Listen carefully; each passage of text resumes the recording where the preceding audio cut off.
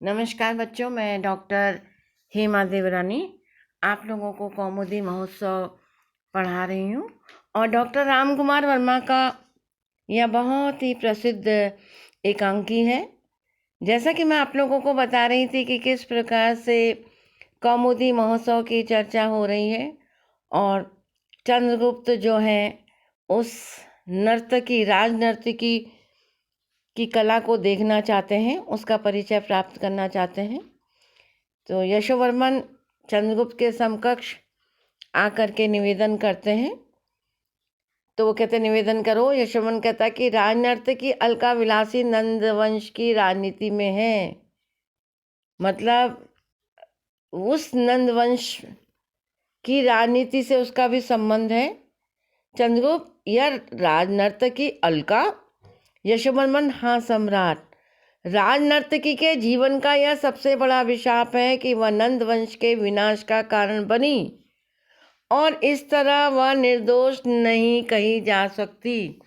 यानी कुछ ना कुछ ऐसी चीज़ें हैं। चंद्रगुप्त निर्दोष, यह सब प्रकार से दोषी कही जानी चाहिए।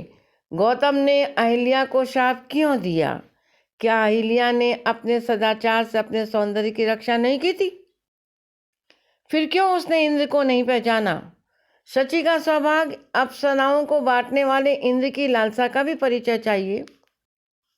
वैसे ही क्या अलका महाराज नंद को नहीं पहचान सकी? क्या महाराज नंद की आंखों में उसके अंगराग की अरुण रेखाएं विद्युत बनकर नहीं चमक उठी?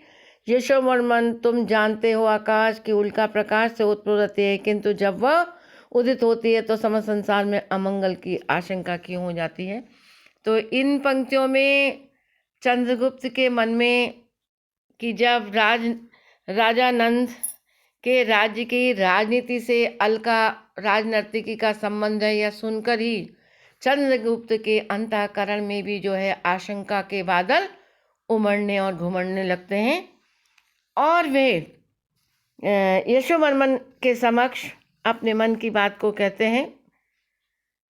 जब सम्राट ऐसा सोचते हैं तो उसके नृत्य की अनुमति क्यों दे रहे हैं? चंद्रगुप्त केवल कौमुदी महोत्सव को शोभा संपन्न करने के लिए और कुसुमपुर की जनता में यह संतोष उत्पन्न करने के लिए कि सम्राट चंद्रगुप्त ने महाराज नंद के आश्रितों के साथ सहानुभूति का व्यवहार किया। तुम जानते हो यशोवर्मन, महाराज नंद के लिए जो विष था उसे मैं अमृत में परिणत करना चाहता हूँ। यानी इस प्रकार की चाल चलना चाहते हैं चंद्रगुप्त। यशोवर्मन सम्राट तक्षशिला में स्नातक हैं। सम्राट जानते हैं कि राजनीति में राजनर्तकी का क्या स्थान है।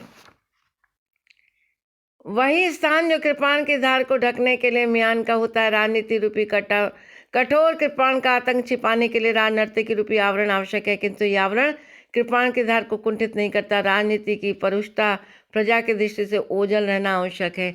राजनीति को प्रजा से दूर रहना चाहिए और जिस प्रकार से तलवार को ढकने के लिए म्यान की आवश्यकता होती है, तो राजनीति रूपी तलवार को आतंक को छिपाने के लिए राजनर्तकी के नृत्य की भी आवश्यकता है।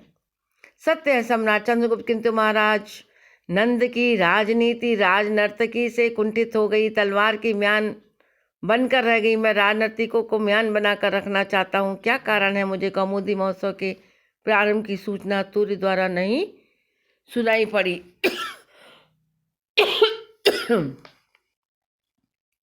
सत्य है सम्राट।